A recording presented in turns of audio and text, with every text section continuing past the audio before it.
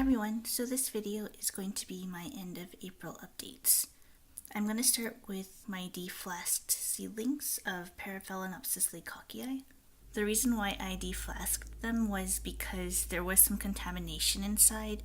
It started to grow mold, so I had to take them out. So I deflasked them on April 1st. So the seedlings live in this glass tank and on top of leca beads and water for humidity. They're potted in sphagnum moss only, and their cups have no holes at the bottom. I didn't think it was really necessary to put holes in these at this stage. When the top of the moss gets dry, I give it a little bit of water just to keep it a little bit moist. The bottom of the cups because there's no holes, they don't really dry out. So I'm just more concerned about the top part, because right now the roots aren't very long. So I did have some losses. These are not all of them. With my losses, I have quite a few, and so far it seems to be doing pretty okay, except for a couple which I'll go over. Alright, so the ones that are not doing super great right now is that one there, right above my finger. And that one is starting to wrinkle, but it's not as bad as that first one I pointed out. So the way they're ordered is the ones on the back and left are the best, and as you go down and to the right, they get worse. I mean, they're not bad, but from what I can tell, these ones are the best, and then less best, okay, meh. So that's kind of the order I have them in here. I forgot to mention that I do have a heating mat under the tank, so to help promote growth. So the next plant is Dendrobium christyanum. I put it in here because the latest growth, that one, is not doing well. So I figured it would need more humidity, so that's why it's in this tank. It hasn't been doing better. In fact, it's been doing worse, but I'm not really sure what the issue is. I'm hoping the humidity in the tank could help or trigger the plant to create new growths, but we'll see. So this is my Rhynchorides Bangkok sunset. I think it's dying. In the last couple days, it's gotten worse. I lost a leaf, and these leaves are turning yellow, so I don't think there's any hope for it, which is too bad, but I do want to replace it sometime in the future. This is my Phal NOID. I decided to put this in a brandy glass. It's actually helped to stabilize the plant a little bit, so it doesn't fall over because the walls of the glass help hold it up, so there's that. It did have a bud on it, but it decided to blast on me, so no blooms today. This is Ascocentrum garayi. There's not much going on, but one thing I want to change is add something in the vase. For the time that it's been in there, it hasn't produced any new roots, so I'm hoping that I can provide more humidity during the week. This is Vanda pumila, and it's pushing out new roots, so it's doing pretty well. And it also has a new leaf. This is Vanda cristata, and it's still in bloom. This is Ascocentrum ampullaceum, and it's really pushing out all those flower spikes. I did accidentally knock a few buds off, but I think overall the show will be good. So this is my Vanda coerulescens. I decided to hang it because I didn't have space on the table, and its spike is starting to push out buds. This is Aerides houlletiana, and it's still working on that spike. This is my Phal NOID, and it's just about to start pushing out a new leaf. This is my Brassavola cucullata red form. I mounted it on this feather rock pot. I couldn't get the roots inside the pot, so they're kind of all on the outside. There's some moss inside just to fill up the space and provide some humidity. It hasn't grown any new roots or any new growths since I've mounted it, but there's that. This is my RLC little Toshie, and it's pushing out a new growth. This is my Dendrobium scabrilingue, and on this cane there's 5 buds, 3 well developed. This cane, there's 1 bud right there. So this is Paraphalaenopsis javanica, and the problem I have is buds keep blasting on the 2 spikes on the left. I do have 1 bud left on that right spike, but I'm not sure if it's going to survive, as this plant does have a history of blasting buds. It seems okay for now, so we'll see. This is my Galeottia fimbriata, and it has a new growth. This is my Ctsm cross.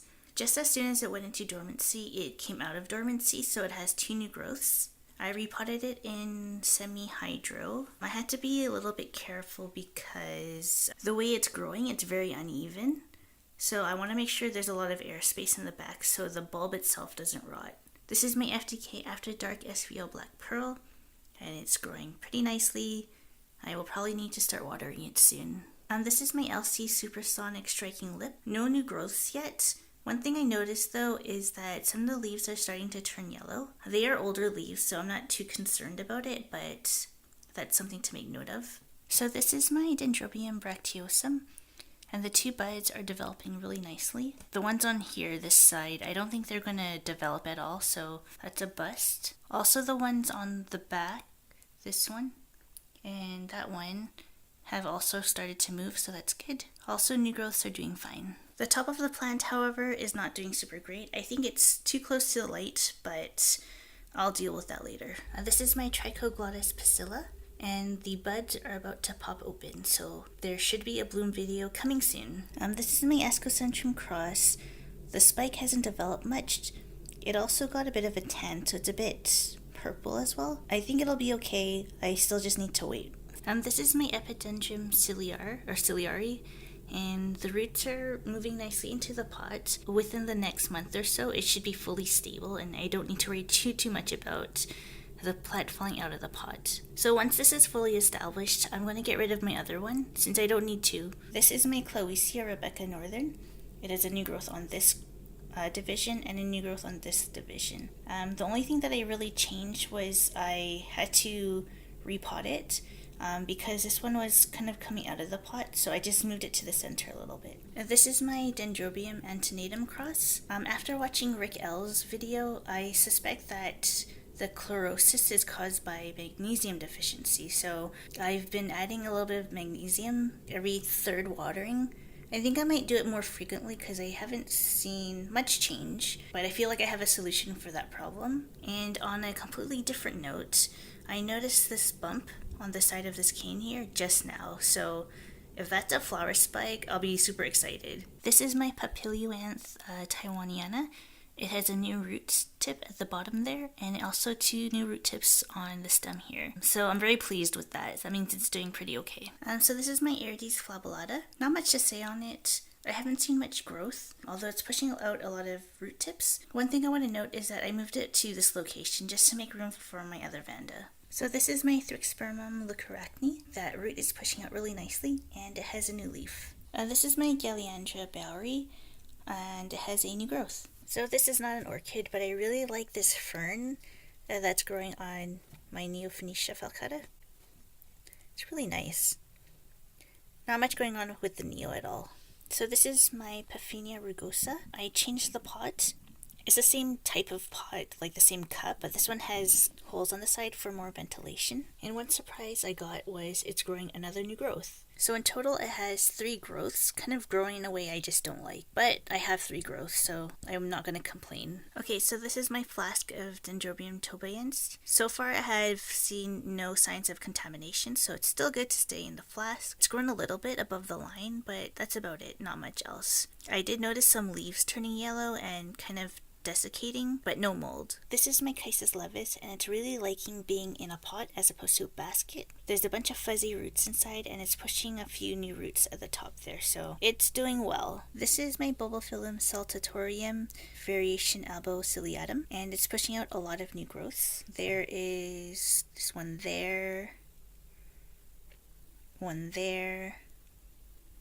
and I think there's 2 on another pseudobulb, but yeah. It has quite a few new growths, so that's good. Not sure if I'm going to repot it this year. I might wait till next year. So this other Neophonetia is now starting to push out that leaf. So this is my Bulbophyllum suluacei, and it finally opened its leaf on the latest pseudobulb. And this is my Dendrobium draconis, and it's still in bloom. There's a new growth there, but it hasn't really done much so far. This is my Ionosidium popcorn haruri, and it has a new growth. This is my Chryanthes missaceae, and it's pushing out the new growth really nicely. This is my Phalaenopsis subhericei, and it finally pushed out a new leaf, so that's really good. This is my Polycygnus barbata, and it's growing really nicely. This is my Phalaenopsis fimbriata, and it created this new spike, which has a couple buds on it. And also on the old spike, it has 2 buds as well, so that's good. So this is my Phalaenopsis amboinensis, and it finally pushed out a new leaf.